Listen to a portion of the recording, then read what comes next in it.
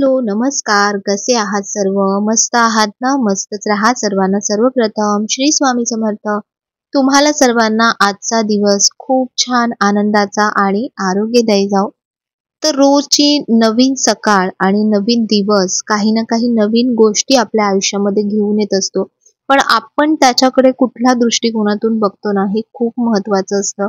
बघा, एका दिवसात खूप साऱ्या गोष्टी होऊ शकतात, नाहीतर काहीच होऊ शकत नाही. तर सकाळी ना सध्या आता मी ऊन घेण्यासाठी इथे टेरेसवर येते. पहिले खूप मस्त ऊन यायचं, पण आता हे पत्रे लावलेले आहेत वरती, त्यामुळे फक्त एवढंच ऊन येतं. म्हणजे 8 वाजता जर मी गेली एक्झॅक्टली टेरेसवरती तरच एवढं ऊन मिळतं, नाहीतर मग अजिबातच ऊन येत नाही. तर बघा, मी सूर्यदेवांना इथूनच नमस्कार करते आणि सूर्याला जेव्हा अर्घ्य देते म्हणजे पाणी देते, तर तेव्हा म्हणतेच, पण असं समोर जेव्हा सकाळी-सकाळी दर्शन होतं ना, तेव्हा आणखीन खूप मस्त वाटतं. आणि सकाळचं कोवळं ऊन आपण नक्की घेतलं पाहिजे, कारण डॉक्टरांनी पण मला आता सांगितलंय, की सकाळचं कोवळं ऊन खूप महत्त्वाचं असतं. आणि सकाळी-सकाळी खाली जाणं म्हणजे मग परत पूर्ण म्हणजे कपडे चेंज करा, मग परत म्हणजे सगळे सोपस्कार करेपर्यंत खूप वेळ निघून जातो आणि सकाळची तुम्हाला माहिती आहे कामं असतात भरपूर, काही ना काही बऱ्याचशा गोष्टी असतात. पण हे दोघंही गेले, की म्हणजे ह्यांचं टिफिनचं काम झालं, हे दोघं गेले आपापल्या रस्त्याला, की मग मी माझी मोकळी असते. तर म्हणून पहिले तर म्हणजे खूप घरातलं सगळं आवरण्यामध्ये माझा खूप वेळ जायचा. पण आता आता ठरवलंय की नाही, सकाळी थोडासा वेळ का होईना आपण काढलाच पाहिजे. तर म्हणून थोडा वेळ 10-15 मिनिटं मी जरा इथे उभं राहते आणि सकाळचं असं कोवळं ऊन घेते आणि बऱ्याचशा गोष्टींचं निरीक्षण करत असते. आणि मी खरं सांगू की सगळ्यात आपल्याला आपल्या जवळचं जर कोणी असतं ना, तर ते तुम्ही स्वतः असता. कारण तेव्हा एकटं जेव्हा आपण असतो ना, तेव्हा आपला आपल्याशी संवाद होत असतो आणि तो संवाद खूप महत्त्वाचा असतो. खूप छोट्या-छोट्या गोष्टी आपल्याला तेव्हा कळायला लागतात, रिअलाईज होतात. तर बघा, आता सकाळची माझी जी सुरुवात असते ना, ती आता सध्या तरी मी हे असं लिंबू पाण्याने करते. छान कडक असं गरम पाणी घेते त्याच्यामध्ये आणि लिंबूची साल म्हणजे लिंबू त्यामध्येच ठेवायचा थोडा वेळ पाण्यामध्ये. म्हणजे त्यातले पण जे अँटीऑक्सिडंट्स असतात ते त्याच्यामध्ये येतात आणि आपले टॉक्सिन्स क्लिअर करण्यासाठी हे खूप महत्त्वाचं काम करतं. तर थोडंसं कोमट झालं, की मग हे पाणी थोडं-थोडं प्यायचं. एकदम घटाघट जसं पितो आपण पाणी तसं प्यायचं नाही. त्याने खूप फरक पडतो. मला तरी म्हणजे आता मी जवळपास 1 आठवडा झाला मी हे चालू केलंय. पहिले मी प्यायची नाही, कारण मला वाताचा पण त्रास होतो, म्हणजे पाय दुखतात. तर ज्यांना हा त्रास होतो असा वाताचा, तर त्यांनी जरा सांभाळूनच प्यायचं. म्हणजे आंबट पदार्थांचं सेवन त्यांनी सांभाळून करायचं. तर म्हणून मी खूप थोडासाच लिंबू घेते. खूप जास्त पिळत नाही लिंबू त्याच्यामध्ये. त्यानंतर नेक्स्ट गोष्ट ती म्हणजे की ड्रायफ्रुट्स. तर हे खरंच आपण औषधासारखे थोडे का होईना खाल्ले पाहिजेत सर्वांनीच, फक्त आपणच नाही, सर्वांनीच. तर मी काय करते, मग सकाळी जेव्हा असे काढते ना, तेव्हा सगळ्यांचे असे वाटे काढून ठेवते. असं नाही की हे पाहिजेच. तुम्ही ड्रायफ्रुट्स नसतील तर तुम्ही चणे सकाळचे ते खाऊ शकता. खूप सारे स्प्राउट्स असतात. असं तुम्ही रोज वेगवेगळं काही ना काही डाएट तुमचं चेंज करू शकता. पण हे खात जा. ह्याने खूप म्हणजे प्रोटीन्स, व्हिटॅमिन्स बऱ्याचशा गोष्टी मिळतात आपल्याला, जे कधी-कधी आपण रोजचं जेवतो त्यातूनही मिळत नाहीत. तर त्यानंतर मग आता सध्या तुम्हाला माहिती आहे माझं पायाचं रामायण. तर हे तेल सासूबाईंनी दिलंय, म्हणजे आईंनी दिलंय. तर दिवसातून जवळपास 2 ते 3 वेळा तरी हे तेल लावायचंय. तर म्हणून मग हे तेल लावते आणि छान वाटतं, म्हणजे तेलाने जराशी अशी उष्णता येते. तीळ तेल आहे हे. ज्यांच्या पण पायांचे त्रास असतील, दुखणं असतील ना, तर तीळ तेल लावायचं रात्री झोपताना. बघा, पायाला खूप फरक पडतो, म्हणजे दुखणं वगैरे बऱ्याच प्रमाणात कमी होतं. तर ह्याच्यामध्ये सर्व आहे, म्हणजे कापूर आहे, निरगुडी आहे, बऱ्याच गोष्टी आहेत. तर अशी म्हणजे ही मला सांगायचंय तुम्हाला याच्यामधून हे, की तुमची स्वतःची काळजी ही तुम्ही स्वतःच घ्यायची आहे. प्रत्येक वेळी दुसऱ्यांकडून अपेक्षा नाही करत बसायची आपण. तर कुणाला रेडिओ ऐकायला आवडतो. मला तर खूप आवडतो. पहिले सगळ्या मोबाईलमध्ये बघा इनबिल्ट रेडिओचं ऑप्शन असायचं आणि आता एवढे मोठे आपले स्मार्टफोन आलेत, पण त्यात रेडिओ नसतो. तर मी हे शोधून काढलं. मला हवाच होता रेडिओ.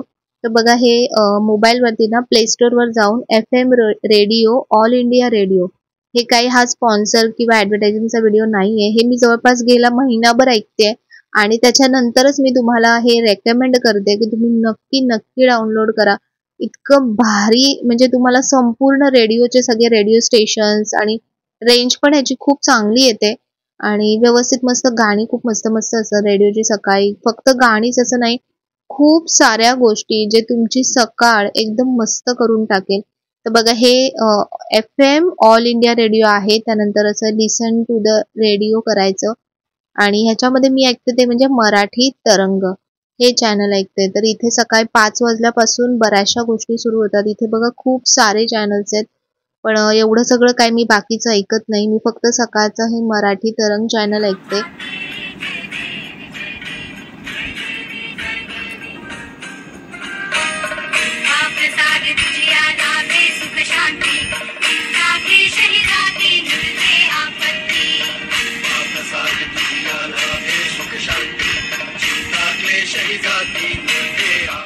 सकाळचं बघा टिफिन बनवताना वगैरे आपण कसं म्हणजे कधी कधी झोप झालेली नसते किंवा कधी कधी सकाळी उठल्या उठल्या पण असं जरा आपला मूड ठीक नसतो. बऱ्याचशा गोष्टी असतात, डोक्यात खूप सारे विचार चालू असतात. तर तेव्हा जर असं लावून जर तुम्ही सगळ्या गोष्टी केल्यात ना तर बघा तुमचे सगळे जे म्हणजे त्रास किंवा डोक्यातले जे सगळे विचार आहेत ना ते आपोआप नाहीसे होतात.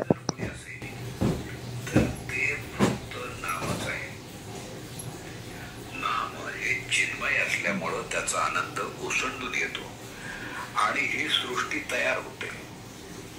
अनेक रूप घडवणं, ती मोडणं आणि नवीन तयार करणं, पण आपण स्वतः मात्र मूळ स्वरूपानं राहणं ही केवढी विलक्षण लीला आहे. खरोखर तुम्हाला मी काय सांगू, बोलायला शिकल्यापासून आजपर्यंत मी नामाबद्दलच बोलतोय. अजून नामाचं महात्म्य संपत नाही. नामाचं महात्म्य सांगून संपलं तर भगवंताचं भगवंत पण लटकं झालं असं समजावं. जो नामात मीपणा नाहीसा झाला त्यालाच नामाच्या महात्म्याची कल्पना नाही. असा पुरुष नामाविषयी मौन तर धरेल. तर अशा काही गोष्टी ज्या सकाळी सकाळी आपल्या कानावर पडल्या ना की खूप मस्त वाटतं. आपला दिवस खूप छान फ्रेश जातो आणि म्हणजे आपली बुद्धी पण फ्रेश होते आणि आपलं मन पण फ्रेश होतं. तर मला खूप आवडलं म्हणजे हे चॅनल मराठी तरंग आणि रेडिओवर सकाळचं अशा बऱ्याचशा खूप मस्त मस्त गोष्टी ऐकायला मिळतात. तर तुम्ही पण नक्की ऐका. मी तुम्हाला सांगेन तुम्ही असं म्हणजे आधीचा जो आपला काळ होता ना त्या काळामध्ये एकदम गेल्यासारखं वाटतं सकाळी सकाळी. नमस्कार. तर असं माझं सध्या रुटीन चालू आहे आणि गेले 1-2 आठवडे ना खूप टेन्समध्ये पण होतं थोडंसं आणि माझं पण दुखणं चालू होतं. तर मी तुम्हाला सांगितलं की मावशीची तब्येत आता छान थोडी रिकवर होते, रिस्पॉन्स देते. जे व्हेंटिलेटरचं प्रमाण होतं ते खूप कमी केलं आता त्यांनी, पण तरीही इन्फेक्शन लेवल अजून थोडंसं आहे, थोडंसं रिकवर व्हायला वेळ लागेल. म्हणजे पण हा माझ्यासाठी एक खूप मोठा चमत्कार आहे. मी खरंच सांगते की डॉक्टरांनी तेव्हा खूप क्रिटिकल कंडिशन सांगितली होती आणि त्याच्यातून स्वामींनी जे तिला बाहेर काढलंय ना हा म्हणजे खूप खूप मोठा अनुभव आहे माझ्यासाठी आणि स्वामींना आणि तुम्हाला सगळ्यांना खूप खूप धन्यवाद त्याच्यासाठी. कारण तुमच्या पण सगळ्यांचे आशीर्वाद तिच्यापर्यंत पोचले आणि त्याच्यामुळेच ती इतकी छान रिकवर होऊ शकते. अजूनही थोडा वेळ लागेल पण हळूहळू जी गोष्ट होते ती चांगलीच असते. तर तसंच माझं पण एकीकडे माझं रामायण सुरू होतं. ते म्हणजे जे पायाचं दुखणं सुरू होतं ते खूपच एक्स्ट्रीम दुखत होतं आणि ते तुम्ही सांगत होता, बरेच जण ऑब्झर्व पण करत होते की ताई तुझ्या चेहऱ्यावर दिसतंय. तर खरंच ते खूपच डेंजर दुखत होतं आणि बऱ्याच जणांनी जेव्हा मी तो व्हिडिओ त्या दिवशी टाकला होता तर तेव्हा खूप साऱ्या ताईंचे कमेंट्स आले की ताई मलाही असा सेम प्रॉब्लेम होतोय, मी अशी ट्रीटमेंट घेतली, मी असं केलं. पण कसं असतं ना बघा, प्रत्येकाची शरीराची रचना आणि प्रत्येकाला म्हणजे काय सहन होऊ शकतं किंवा काय नाही, तर प्रत्येकाचं शरीर हे म्हणजे स्ट्रक्चर किंवा ज्या असतात त्या गोष्टी त्या वेगवेगळ्या असतात. दुसऱ्यांना जे सूट होतं किंवा दुसऱ्यांना जे जमतंय ते तुम्हाला जमेल असं नाही. तर मी खूप विचार करत होती की काय करू, आयुर्वेदिक करू की ॲलोपॅथी करू की होमिओपॅथी करू, काय करू, असं खूप सारा विचार केला. पण काल मला एक्स्ट्रीम दुखत होतं खूप. कारण आता आम्ही सकाळ संध्याकाळ 1-1 तास म्हणजे नामस्मरणाला बसतो आणि ते कंटिन्यू बसून आहे ना काल माझं दुखणं खूपच वाढलं होतं. तर आज फायनली मी डॉक्टरकडे जाऊन आली. ज्या डॉक्टरांकडे म्हणजे हे आमच्या इथे अमय हॉस्पिटलमधून आहे तर तिथे डॉक्टर कुलदीपक शिंदे म्हणून आहेत. आता जे जवळपास असतील कल्याणमध्ये वगैरे, तर त्यांना ज्यांना कोणाला जायचं असेल तर त्यांच्यासाठी मी सांगते. तर ही फाईल माझी जुनी फाईल होती. कधीही आपल्या ज्या अशा काही म्हणजे ह्या ज्या अशा ट्रीटमेंट्स असतात ज्या स्पेशल, म्हणजे आपण मानेसाठी, पाठीसाठी किंवा काही हार्ट रिलेटेड अशा काही ज्या ट्रीटमेंट्स असतात ना, त्यांची जी तुमची ट्रीटमेंट चालू असते तर त्या फाईल्स, त्याचे रेकॉर्ड्स तुम्ही नक्की ठेवत जा व्यवस्थित. कारण मग कधीतरी असे ते नंतर पुढे कामाला येऊ शकतात. तुमची हिस्ट्री किंवा तुम्ही काय त्यावेळी काय ट्रीटमेंट घेतली होती, काय मेडिसिन घेतले होते वगैरे, तर ते सगळं डॉक्टर रेकमेंड करतात आणि त्याच्या हिशोबाने तुम्हाला पुढची ट्रीटमेंट सांगतात. तर मग ही मी कधी गेली होती याच्यामध्ये डेट आहे बघा. याच्यामध्ये मी 27 पहिली अपॉइंटमेंट कधी होती, 2021 मध्ये मी गेली होती. तेव्हा जुलैमध्ये 17 जुलै 2021ला मी गेली होती. तर तेव्हा माझं हे पेन नव्हतं, पायाचं पेन होतं पण जास्त नव्हतं. तेव्हा पाठीमध्ये जास्त पेन होतं आणि तेव्हा डॉक्टरांनी, आणि इथे मला काय म्हणायचं की जेव्हा तुमचं कमी असतं ना दुखणं, तेव्हा तुम्ही आयुर्वेदिककडे जा, किंवा आयुर्वेदिक, होमिओपॅथी या अशा गोष्टी आहेत की त्या हळूहळू असर करतात पण त्या लॉंग लाईफ असतात. पण त्याला आपल्याला तेवढा पेशन्स पण ठेवावा लागतो आणि तेवढा वेळही द्यावा लागतो. आणि जेव्हा तुमचं दुखणं खूप जास्त होऊन जातं तेव्हा तुम्ही जर आयुर्वेदिकमध्ये गेलात तर तुम्हाला लवकर त्याचा असर होणार नाही. तर म्हणून मी पहिले विचार केला की मी पहिले डॉक्टरांना दाखवते. कारण मागच्या वेळी मी जेव्हा ट्रीटमेंट केली होती तेव्हा मला बऱ्यापैकी आराम पडला होता. तर म्हणून मग आज मी शेवटी डॉक्टरांकडे गेली. तिथे लगेचच इमिडिएटली त्यांनी तिथल्या तिथे एक्सरे काढायला लावला. एक्सरे काढला, त्यांनी चेक केलं आणि त्यांनी सांगितलं की पाठीचा जो मणका आहे ना, तर तिथली हाडं थोडीशी ठिसूळ झालेली आहेत. म्हणजे आपल्या वयाच्या मानाने ह्या गोष्टी होतात, चेंजेस होत राहतात. तर मग त्यांनी मला काही आता 1 आठवड्याचे मेडिसिन प्रिस्क्राईब केलेत आणि त्यांनी सांगितलं पहिले हे मेडिसिन घ्या, त्यानंतर आपण पुढच्या आठवड्यापासून फिजिओथेरपी स्टार्ट करणार आहोत. म्हणजे एक्सरसाइज वगैरे काय करायचं तर हे करणार आहोत. तर त्यांनी मला खूप छान समजावून सांगितलं की औषधं ही लॉंग लाईफ नाही आहेत. म्हणजे आपले डॉक्टरसुद्धा किती आपल्याला व्यवस्थित सांगतात ते सुद्धा इथे महत्त्वाचं असतं. कारण हे बऱ्याचशा माझ्या मैत्रिणींना, ताईंना हे त्रास आहेत आणि लेडीजला हे त्रास स्पेशली होतातच. तर म्हणून मी तुम्हाला सांगते की हे सायटिक पेनचा हे जो त्रास असतो तो हा आपल्या कमरेच्या मणक्यापासूनच स्टार्ट होतो आणि हळूहळू तो इतका एक्स्ट्रीम लेवलला होतो. आपण फक्त बाम लावतो, तेल लावतो, काय काय लावत बसतो, पण जोपर्यंत आतून त्याच्यावरती उपचार होणार नाही तोपर्यंत फक्त बाहेरून तुम्ही लावून काहीच त्याचा फरक पडत नाही. आता मी जवळपास 1 आठवडा झाला मी तेलाने मालिश करते, तीळ तेल वगैरे काय काय काय काय खूप सारे प्रकार करून झाले, पण मला काहीच आराम वाटत नव्हता. आणि जेव्हा तुम्ही फिजिकली डिस्टर्ब असता ना तर तुम्ही मेंटली स्थिर राहू शकत नाही. म्हणजे कुठल्याच कामात आपलं लक्ष लागत नाही. तर म्हणून मग मी आज जाऊन आली. तर त्यांनी मला काय काय सांगितलंय ते मी तुम्हाला सांगते.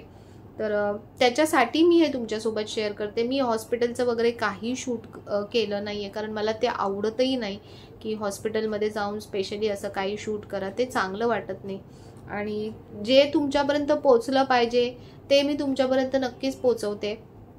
तर डॉक्टरांनी काय सांगितलं, पहिली गोष्ट म्हणजे की हे त्रास कशामुळे सुरू होतात. तुमचं पोश्चर, तुम्ही बसता कसे, उठता कसे, चालता कसे. बघा आपण बऱ्याचदा बसतो. आता माझं मेन म्हणजे खूप जास्त वेळ बसणं होतं, कारण हल्ली वाचन खूप वाढलंय. तर त्याच्यामुळे बसताना आपण काय करतो, एकतर पाठ आपली दुखत असते. लेडीजचा हा नेहमीचाच प्रॉब्लेम असतो, पाठ दुखत असते, त्याच्यामुळे आपण असं ताट बसत नाही, आपण असं पोक काढून बसतो. आणि ते पोक काढून बसून बसून तो जो स्पाईनचा जो भाग असतो ना तो त्याचं स्ट्रक्चर चेंज होत राहतं हळूहळू. त्यानंतर सेकंड गोष्ट की आपण उन्हात जात नाही. मी तरी खरंच म्हणजे खूप आळसपणा करते बाहेर निघण्यासाठी. तर तुम्हाला ऊन खूप महत्त्वाचं आहे. आपण ओरली ज्या कॅल्शियमच्या टॅबलेट्स वगैरे घेतो तर त्या टॅबलेट्स तेवढ्या वर्क करत नाही जेवढं नॅचरल, म्हणजे ऊन जेवढं तुमच्या शरीरावर वर्क करतं. सूर्यप्रकाशाची जेव्हा किरणं आपल्या शरीरावरती पडतात ना तेव्हाच आपल्या शरीरामध्ये कॅल्शियम बनण्याची प्रोसेस चालू होते.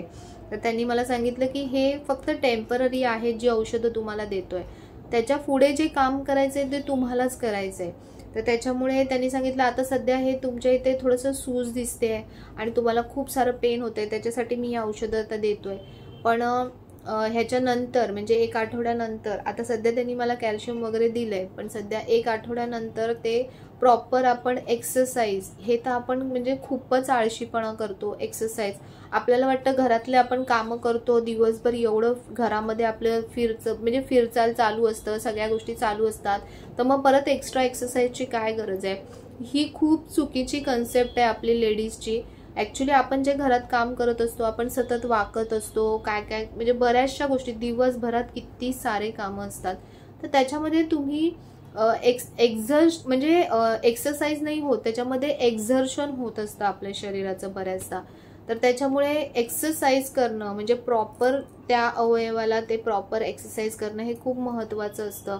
तर त्यांनी मला ही एक गोष्ट सांगितली, तुमचा खाण्यापिण्याचा डाएट व्यवस्थित असला पाहिजे, त्यानंतर तुम्ही सूर्यप्रकाश घेतला पाहिजे, हाडांसाठी सगळ्यात महत्त्वाची गोष्ट ती आहे. त्यानंतर तुम्ही एक्सरसाइज रेग्युलर केली पाहिजे. या 3 गोष्टी जरी आपण व्यवस्थित केल्या ना, तरी आपल्याला हाडांचा कुठलाही त्रास होणार नाही. आता त्यांनी मला सांगितलं, एक्सरे काढल्यानंतर त्यांनी मला सांगितलं की मेजर असा काही त्रास सध्या तरी नाही आहे, पण जर तुम्ही या गोष्टींकडे लक्ष दिलं नाही तर पुढे जाऊन हा त्रास मेजर होऊ शकतो.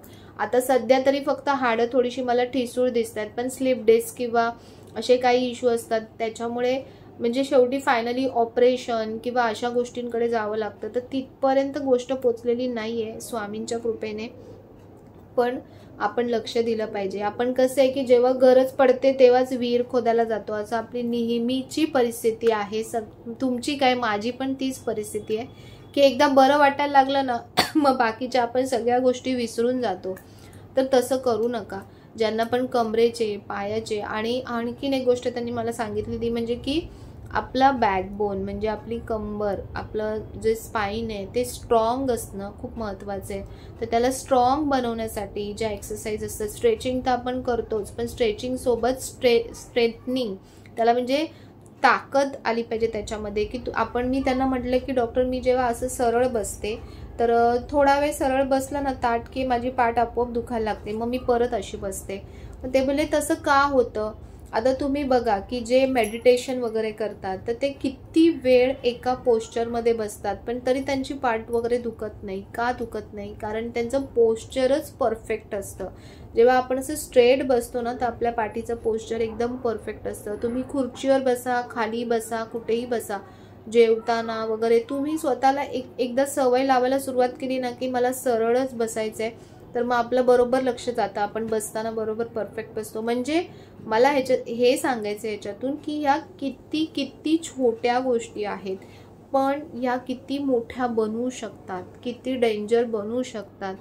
तर म्हणून या छोट्या गोष्टींची आपण खरंच काळजी घेतली पाहिजे.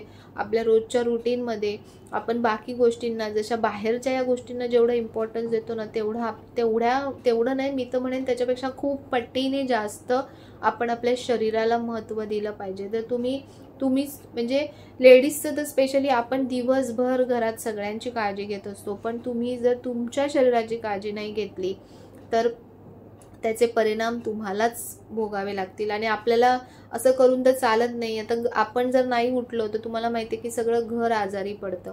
तर त्याच्यामुळे आपण आपल्या शरीराची काळजी, काय खाल्लं पाहिजे, काय केलं पाहिजे, रोजचं आपलं रुटीन असतं, पण त्याच्यातून वेळ कसा काढायचा हे पण तुम्हीच बघायला पाहिजे. जेव्हा आपण आजारी पडतो तर तेव्हा शेवटी त्या सगळ्या गोष्टी कराव्याच लागतात ना, आणि त्या आणखीन म्हणजे जास्त प्रमाणात कराव्या लागतात. तर म्हणून त्यापेक्षा आपण रेग्युलर जर थोडी थोडी काळजी घेतली ना तर या सगळ्या गोष्टी होणार नाही. तर बस मला एवढंच सांगायचं आहे तुम्हाला की बऱ्याच ताईंना कन्फ्युजन होतं की काय करायचं. तर जेव्हा तुम्हाला त्रास होतोय ना, पहिली गोष्ट तर तुम्ही डॉक्टरकडे जा. मी तर हे सांगेन, आतून काय प्रॉब्लेम होतोय तो पहिले चेक करा, मग डॉक्टर तुम्हाला काय सजेस्ट करतायत त्याच्या हिशोबाने मग पुढे तुम्ही आयुर्वेदिक औषधांकडे जा. डायरेक्ट तुम्ही फक्त आयुर्वेदिकवर डिपेंड राहणार आणि नंतर थोड्या दिवस ते बरं वाटतं, मग परत ती गोष्ट चालू होते. त्याचं कुठे मूळ आहे किंवा एक्झॅक्टली तुम्हाला काय प्रॉब्लेम होतोय हे जेव्हा तुम्हाला कळेल ना, तेव्हा त्याच्यावर तुम्ही प्रॉपर ट्रीटमेंट करू शकतात. एक्सरसाइज म्हणा, काही म्हणा, जे पण गरजेचं असतं ते, पण डॉक्टरकडे जा प्रॉपर आणि व्यवस्थित ट्रीटमेंट घ्या. तर आज मी एकच गोळी खाल्ली दुपारी, पण मला खूप म्हणजे खूप बरं वाटलं. आणि म्हणून मी व्हिडिओ पण करू शकली नाही. तर माझी इच्छाही होत नव्हती, म्हणजे मी फोन घेऊ, व्हिडिओ करू, काही शूट करू, ही मला इच्छा होत नव्हती. म्हणून तुम्ही बघत असाल की व्हिडिओसुद्धा येत नव्हते. तर असतं आपल्या आयुष्यात, अप्स अँड डाऊन्स चालू असतात. त्याच्यामधून कसं त्याला ओव्हरकम करायचं आणि कसं पुढे जायचं. आणि सगळ्यात महत्त्वाची गोष्ट ती म्हणजे की स्ट्रेस. आपण खूप आता ह्या 1-2 आठवड्यातनं मला खूप म्हणजे स्ट्रेसमधून जास्त गेली. त्याच्यामध्ये हे पण आजार पण आलं. तर त्याच्यामुळे खूप जास्तच म्हणजे एकदम सगळं म्हणतात ना, आलं की सगळं एकदम येतं, तसंच झालं. तर ठीक आहे, पण आपले महाराज आहेत आपल्यासोबत आणि ते नेहमी नक्की म्हणजे मार्ग दाखवत असतात. तर माझं तर त्यांच्याशी नेहमी सारखंच बोलणं तसंही चालूच असतं की हे काय आहे काय वगैरे, असं मी सगळं त्यांच्याशी काही ना काही बोलत असते, शेअर करत असते. तर ठीक आहे, जशी त्यांची इच्छा.